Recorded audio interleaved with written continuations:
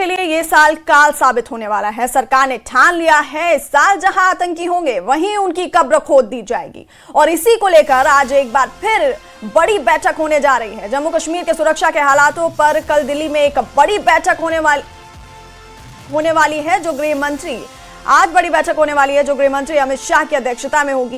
इस बैठक में जम्मू कश्मीर के उपराज्यपाल मनोज सिन्हा भी शामिल होंगे। इसके साथ विदेश मंत्रालय और सुरक्षा एजेंसियों के जो टॉप लेवल अधिकारी हैं वो भी इसमें अहम तौर पर मौजूद रहेंगे। सुरक्षा को लेकर 2026 की यह पहली बड़ी बैठक है जिसमें आतंकियों के खिलाफ चल रहे ऑपरेशन पर चर्चा की जाएगी। इसके साथ ही आतंक और घुसपैठ रोकने की रणनीति पर महामंथन होगा। तो जम्मू कश्मीर के सुरक्षा हालातों को लेकर के आज बड़ी बैठक होने वाली है।